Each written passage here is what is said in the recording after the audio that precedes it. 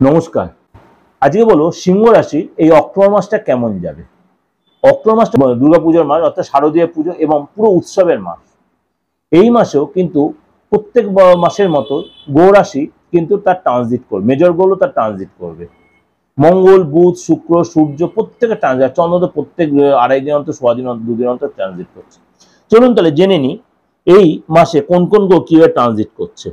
যেমন আপনার সেকেন্ড হাউসে বসে আছে সূর্য, বুধ, চন্দ্র, কেতু। সূর্য, বুধ, চন্দ্র, কেতু এখানে বুধায়িত্ব যোগ তৈরি করছে সেকেন্ড হাউসে, অর্থাৎ সিংহ রাশি কিন্তু ভালো মন্দ মিশিয়ে হবে।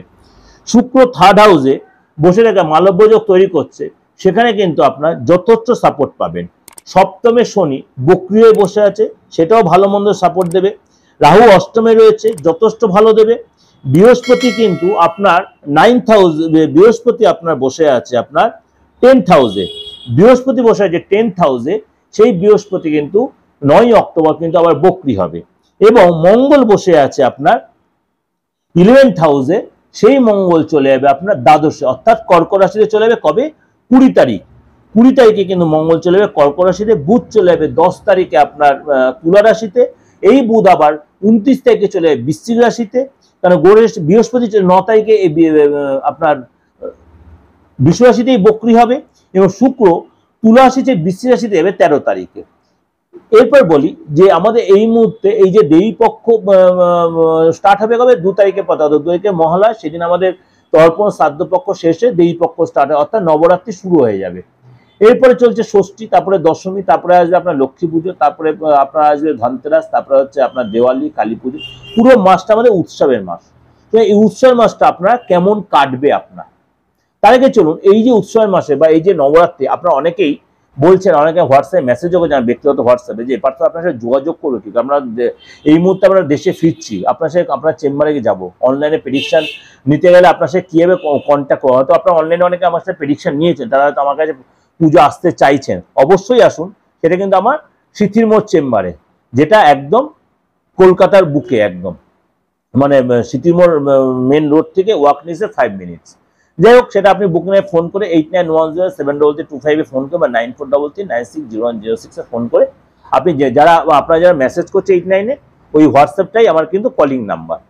আর যদি মনে হয় এই নবরাত্রিতে বলুন বা ধনতেরাস ইয়েতে বলুন, কালী পুজো বা দিওয়ালিতে কোনো আপনি বা এই কাজ কোনো কিছু করতে চাইছেন তন্ত্র মতে, আপনার কিছু প্রতিকার করতে চাইছেন বা আপনার বাস্তবতা রেক্টিফাই করতে চাইছেন, আপনি অবশ্যই যোগাযোগ করতে নির্দ্বিধায় নির্বিঘ্নে।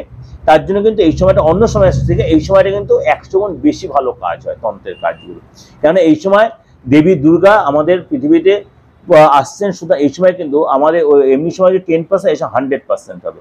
সুতরাং এই সুযোগটা আমরা প্রত্যেকে যারা মনে করছেন কোন তন্ত্রমতে বা জ্যোতিষী মতে, কোন অ্যাস্ট্রোর মতে কোনো কাজ করবেন, ইমিডিয়েট যোগাযোগ করুন, সেই সুযোগটা আপনি কাজে লাগান। এরপর চলুন আমার ইন ডিটেলে সিংহ রাশি কেমন যাবে। প্রথমে বলে রাখি ফিনান্সের ব্যাপার, অর্থাৎ আর্থিক জায়গাটা, যেহেতু আপনার বুধায়িত্ব যোগ তৈরি হচ্ছে এবং সেই জন্য আপনার কিন্তু একাধিক বড় লাভ হবে, বড় যোগাযোগ, বড় ডিল হবে। আপনার ফ্রেন্ডের মাধ্যমে কোনো লাভ হবে বা আপনার কোনো হিতাকাঙ্ক্ষী বন্ধুর মাধ্যমে কোনো লাভবান। এই সময় আপনার সরকারি কোনো প্রাপ্তি, সরকারি কোনো জায়গাতে আপনি লাভবান হবেন এবং ধনলাভ হবে এবং আপনার এক্সট্রা ইনকাম হবে।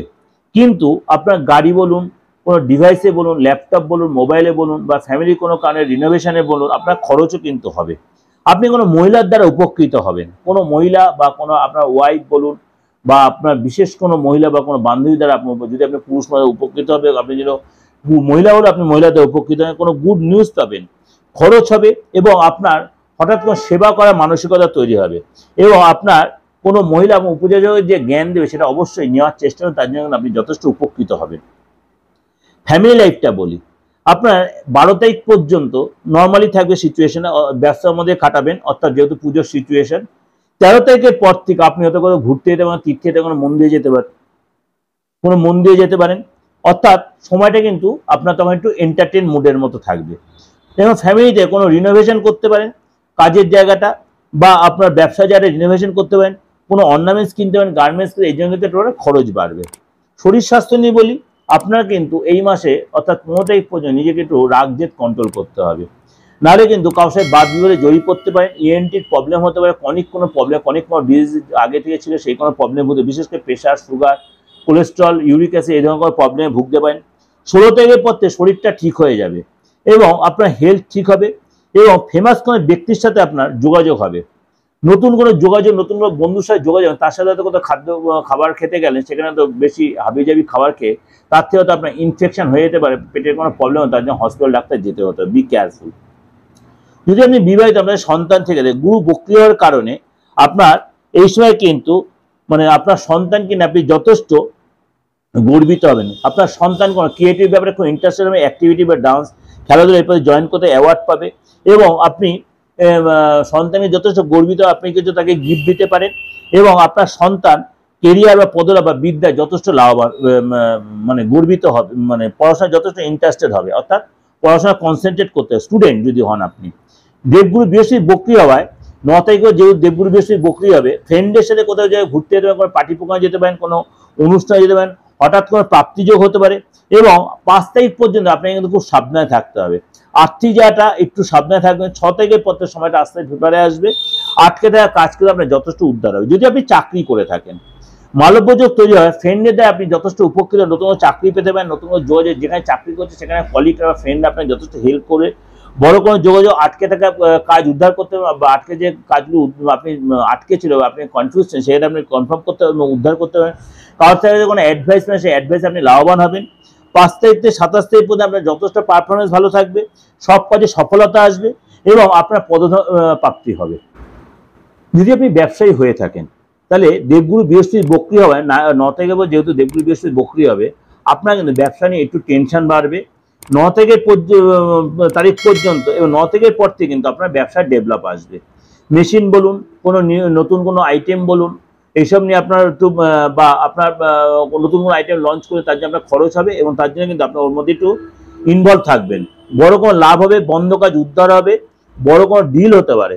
অর্থাৎ যেহেতু আপনার মঙ্গল তার লাভস্থানে আসছে, অর্থাৎ কর্ক রাশিতে আসছে, আপনার কিন্তু সময়টা যথেষ্ট ভালো হবে। অর্থাৎ দ্বাদশে আসছে, লাভ হবে না, অর্থাৎ লাভ ভাবতে দ্বাদশ ভাবে যাচ্ছে, মানে একাদশ ঘর থেকে দ্বাদশ ভাবে আপনার বিদেশ থেকে কোনো লাভ বা বৈদেশিক কোনো যোগাযোগ, বৈদেশিক কোনো বন্ধু বান্ধব কোনো এক্সট্রা কোনো যোগ বা ডলার বা এই ধরনের কোনো প্রাপ্তি যোগ হবে। তারপরে কি সবার হবে তা নয়, যারা এরকম কোনো প্রফেশনে জড়িত তারাই কিন্তু এটাতে ডেভেলপ পাবেন। দাম্পত্য লাইফ বুধায়িত্ব যোগ থাকার জন্য এবং আপনি বসের কাছ থেকে যথেষ্ট মানে সাপোর্ট পাবেন, বস আপনার যথেষ্ট তারিফ করবে, আপনার মনের ইচ্ছা পূর্ণ হবে, আপনার অফিসে যথেষ্ট গুরুত্ব বাড়বে, বসের সাথে কোথাও ঘুরতে যাওয়া, পার্টনারের কাছে কোনো গিফট পাওয়া বা আপনার এই সময় কোনো অনুষ্ঠানে যেতে পারেন বা মনের ইচ্ছা পূরণ হওয়ার সময়টা যথেষ্ট ফেভারে থাকবে এবং আপনি মানে স্বামী স্ত্রীর মধ্যে যদি আপনি বিবাহিত হন, অবশ্যই দেনা পাওনা বা গিফট আদান প্রদানের ব্যাপারটা বা সারপ্রাইজের কোনো সিচুয়েশন আসতে, এটাও ওভারঅল একটা প্রেজেন্টেশন করলাম। ভালো অবশ্যই লাগবে, ভালো লাগলে অবশ্যই লাইক করে সাবস্ক্রাইব করে নোটিফিকেশনটা অন করবেন, যত লোকে শেয়ার করবেন। যদি মনে হয় যোগাযোগ করে অবশ্যই বুকিং হয়ে ফোন করবেন, আর ভালো লাগলে অবশ্যই একটা কমেন্টসে দয়া করে একটু কমেন্টস করবেন। আর এই যে পুজোর মাস অবশ্যই খুব ভালোভাবে এনজয় করুন, মনের মতো এনজয় করুন। আপনি এনজয় করে আপনার কারোর জন্য ক্ষতির কারণ না হয়ে এইভাবেই করবেন। ভালো থাকবেন, নমস্কার।